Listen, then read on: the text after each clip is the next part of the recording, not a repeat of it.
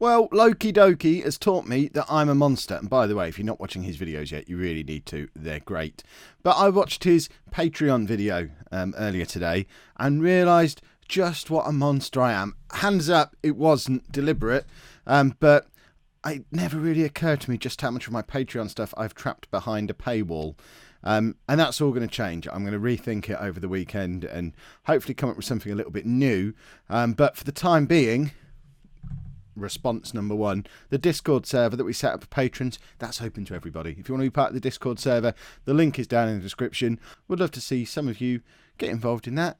Have a little bit of a chinwag about Football Manager stuff. That'd be nice, won't it? And in other Patreon news, massive thanks to Stuart Borg for being the latest person to jump on board the Lollujo party bus. You'll see his name down in the description as part of the Hall of Fame, and it is much appreciated.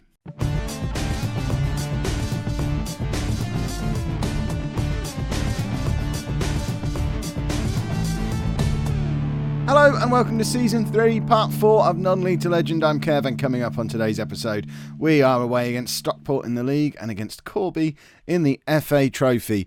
Since you were last with me, I mean, that's how our season looks. And to be honest, it's a weird season down here in the Conference North this year because, firstly, we were on, 5-game unbeaten run and doing okay. Got an unexpected defeat after doing okay. But the league table, it's just got a really weird shape to it this year.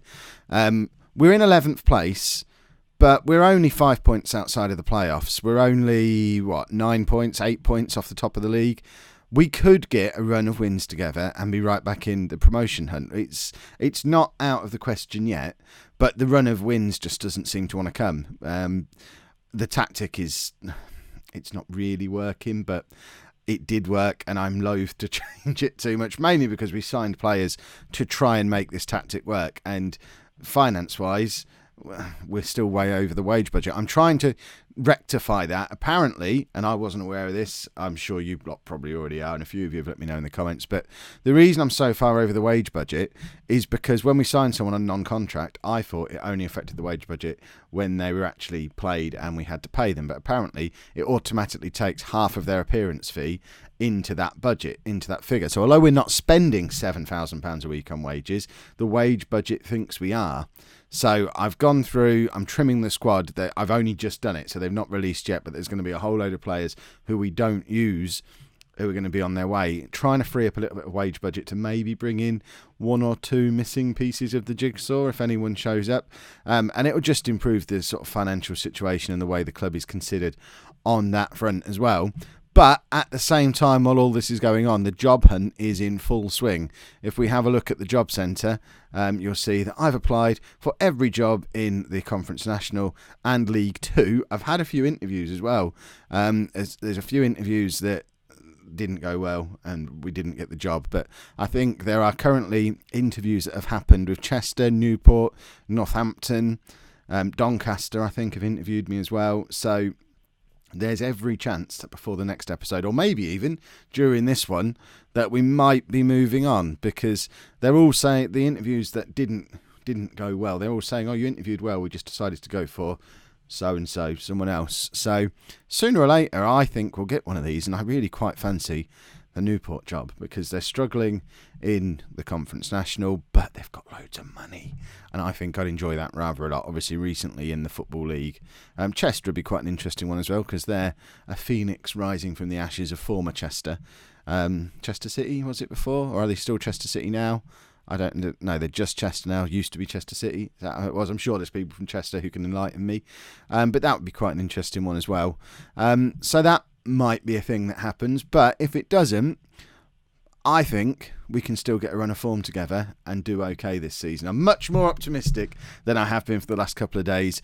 And this is the team that we're playing today to try and get back to winning ways. So we've got Willis in goal, a back four of Williams, Baxter, Masonda and Gibson. In midfield, we have Jasper Johns, who I don't think you've met yet. He's out on the left wing because Brogan has been injured. He's fit-ish again now, but not match fit. So Jasper Johns has been doing okay out there. He joined us on a free transfer from Chorley, where he played most of last season for them at this level. But he's played 4 games now, picked up a goal and a man of the match, a decent average rating.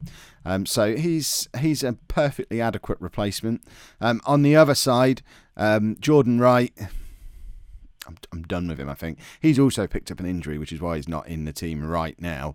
But I'm cross with him anyway. So we've got Connor Robinson playing out there at the moment, who is probably our best player at the moment. We have been playing him up front, which is where he's been scoring his goals from, but he's just as good out wide. He scored a lot of goals for Curzon Ashton at this level last year. He's getting a goal every other game for us, so I'm pretty happy with him as a signing.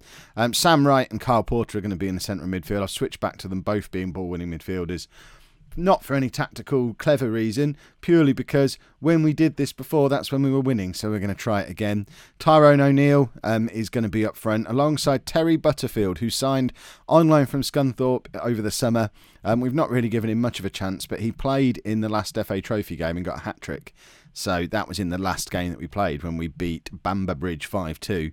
So I guess it's only fair that he keeps his place and we give him a try in the league as well. So let's... Oh, actually, one thing someone has asked me to do, and I'll do it while I remember, is stick that on. There you go. We have the pretty graphs. We have pretty graphs, everybody. Let's get into the game. Enough of the graphs. Stockport are strong favourites for this game. But we're going into it with our newfound attitude of, whatever happens, happens. Gainsborough, a tiny little club with no money, who've made a stupid decision in buying the ground that they couldn't afford for the 40 people who come and stand in it every week. I'm never going to go a long way with Gainsborough. If we manage to sneak a promotion, we're going to come straight back down. We saw in non-league to legend last year with Boston. We were a good, strong team at Conference North level, won the title at the first time of asking with a bunch of really good players and still got relegated the next year. Imagine what a massacre it would be if we went up there with Gainsborough. So I'm kind of a mind that we don't really need to get promoted out of this league. I just need to keep overperforming against expectations, as we have been both seasons so far. And if we can finish upper mid-table this year, that's overperforming again. That's 3 years of doing better than the media expected, better than the board predicted or asked for. And sooner or later, there's got to be a lower level Conference National club. You think, you know what? This fella up at Gainsborough, he's doing all right. He's taking a poor team and getting some decent results with him. We'll have a little gamble on him, and that's when we start climbing up the ladder the Kev way. Right, as has been the case in a lot of games recently, we're 70 minutes in, absolutely nothing has happened. So you get to meet Moisey Cromer. That might be how you say his name. Who knows? He signed on a free transfer in the summer from Leeds. He's not played at all in the league yet. But he's another one who played against Bamber Bridge in the last FA Trophy game and scored. So he gets to... We'll bring him on for Butterfield, I think. Yeah, we'll do that. And then we'll also bring Micah Evans on for Robinson. And we'll just freshen things up a little bit up front. And just see if we can go and nick a goal in these last couple of minutes. At the moment, if it ends a draw, it's a mugging because Stockport have had their 2 clear-cut chances. We've had none. They're by far and away the better team in this game. They're up there challenging for a playoff spot where we're just mid-table nonsense, really. So if we can come out of this with a draw, that's a good result. We'll be happy with that. Let's get Jake Green on for Johns on that left-hand side of midfield. And fingers crossed, we just hold on, pick up a nice little 0-0 draw and celebrate like we've won the league. And imagine the celebrations if we manage to steal a winner and just run away after a total mugging. And it is us who's attacking. So Cromer doesn't get the ball, but Sam Wright gets in. O'Neill. Right, this is our first highlight of the game with 8 seconds to go. Right, again, I think it's just a match-ending highlight. It is. Well, that was uneventful. What might be more eventful is if we get a job interview between these 2 games. We might do a live job interview for you, though. There you go. That'll give you something to watch. Well, laughing was a bit mean. How many of you laughed when I said I was applying for League 2 jobs? Northampton, eh? Cobblers. But we have an interview at Southend, so they're not laughing us away. Let's have a look at the interview. Now, I've pretty much perfected my interview technique, he says. I've not been offered a job yet, so it's not that perfect. But I'm ambitious. Yeah, opportunities, that's what we're after. Yeah, I am applying for a number of jobs. strange that you've noticed. I thought I was doing it privately. What am I doing? I've throughout my career, I've only done it for the last 3 weeks. No, it's not a lack of professionalism. Ambition. We'll say I'm ambitious. These are different questions to what I've been getting. I'm in the running for a few jobs because I'm considering my options. There you go. Right, we'll jump out of the interview for a second and just show you. We've released a load of players. We're back within our wage budget, so we can actually honestly answer this question. Finance is all right. Thanks for asking. I don't mind a director of football. I like a director of football. I would have hired one anyway. Changes to backroom staff? Nah, that's the director of football's job. I'm not going to sign high-profile players. You haven't got anything else that's green, so no philosophies. Thank you very much. And mid-table finish. Yeah, that looks fine. I don't even know where you are in the league. Transfer budget? Yeah, I'd like one of them. Not had one of those before. Wait, look at all that money. Can I give it all to myself? 20 grand a week would be awesome. No requests. I'm just, low maintenance. Give me a job, please. So that's that interview done. Another one in the bag. The players that we've let go, I said we were having a clear out, so we've said goodbye to Scott Duxbury, Calvin Ugalumba, Jordan Jones, Joe Parker and Sam Madeley have gone. Last year's goal-scoring heroes. Joey Johnson, a goal-scoring hero from the season before. They're not playing. Get them off the wage bill. Josh Wilson and Sam Austin have gone as well. I might end up regretting any of those three, but at least we're actually... you lot all think I'm mad now, don't you? I don't know. They were good last year. I've not even given them a chance this year. There you go. Joe Parker didn't get an opportunity this year after 16 goals last year. Sam Madeley also didn't get an opportunity. I mean, he only got 10 goals. He wasn't that good. We're trying to improve things here, and I think the strikers we've got here now, certainly Tyrone O'Neill, they're an improvement. I think we're moving in the right direction. Oh, it's all kicking off now. So my inbox is going crazy. Hartlepool have said no. Let's skip. Can I not just press the up button? Leslie Sacchi might be on his way. Come on, inbox. There you go. Newport unsuccessful. Doncaster Rovers have offered me a job interview. I thought I already had one. Apparently I didn't. But what's this? Southend have offered me a contract. And Chester have offered a job interview as well. But Southend, what league are you in, Southend?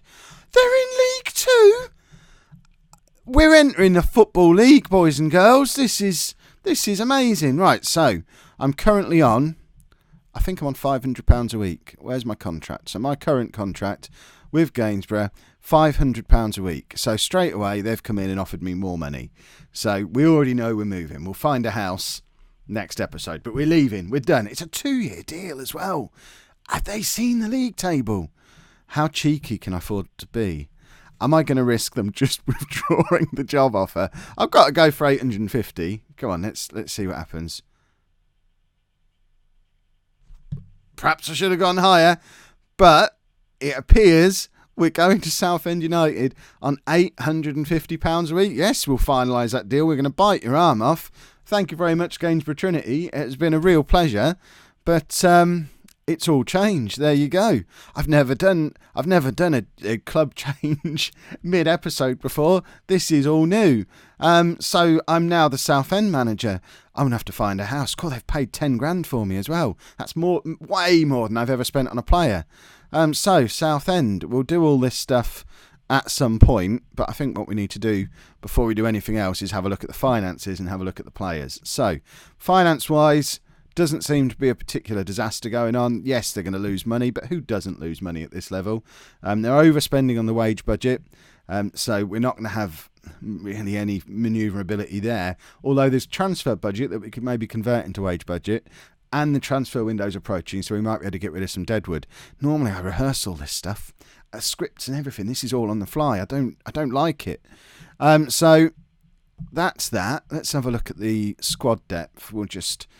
they like a 4-3-1-2, do they? I have a 4-3-1-2 we can possibly try out. So goalkeeper-wise, that looks like it's potentially a little bit of a problem. Anton Ferdinand? Okay. Anton Ferdinand, he's only 33, plays for Southend. Is that a real life thing? I can't believe he's only 3 stars. he's someone to build a defence around. So we've got Anton Ferdinand at the back. Adam Eckersley, he's a bit of a football manager hero at this level. I mean, they all look okay. We've got a bit of talent there in midfield. Wordsworth, I've heard of him. Anthony Wordsworth, 29 years old now, but he's 4-star current ability. Been at Southend a little while, but lots of experience playing at a higher level than this one was in the Southend team that were in League One just a couple of years ago. So he's a decent player to have around. Looks like he can play central midfield or pretty much anywhere in midfield, actually. So he's another one to build a bit of a midfield around. And everyone else, average. We've got a lot of 3-star. I mean, I think a bunch of 3-star players like that, that's plenty to build a half-decent team around. How are they so... I mean, how has this happened? I mean, seriously, look at the state of that. You thought my form was bad. I mean, they started okay in the pre-season friendlies. Look, if we can recapture the pre-season friendly form, we'll be absolutely fine for the rest of the season. But, I mean, this is... I guess, did he just lose the changing room? Who are our star men if we look at the stats? So, goals-wise, our top goal scorer, Martel Taylor-Crossdale, has 11 goals at the moment. I mean, he's only 18 as well. 5-star potential. Is he our player? There you go. We've got a bit of a player there. We can do something with him, I'm sure. And if we look at average ratings, I mean, that's the problem. Morale seems okay for a team that are constantly losing. And where are we in the league? Is it? I mean, 20th, that's not a relegation spot, is it? So we're closing in on the halfway point. We're outside the relegation spot. Did anyone pay attention to what the board actually wanted me to achieve? I know I've not had that meeting yet, but I guess we need to go and have the meeting. Board, what are we looking for? Did they even tell me? We'll figure something out. Let's have a little look to see where we're supposed to finish this year. And then we'll wrap things up because I need to have a nose through this. And then we'll be straight back tomorrow with a proper intro to Southend. I mean, look, we're actually not a million miles away from where the media predicted. I think we've fallen on our feet here. I need to go house hunting to Right Move. Well, that episode didn't necessarily go the way I was expecting. We've got to get to 500 likes to celebrate moving clubs. And shh, don't tell anyone that happened down in the comments. Keep it a secret. Let it be a surprise for people. We'll do the big announcement of the new club tomorrow and all act surprised then. Pretend you didn't know. But that was... it's new. There you go. New experiences here on the channel. If you've enjoyed that, pop a like on there for me. Subscribe to the channel if you'd like to see more. And thank you very much for watching.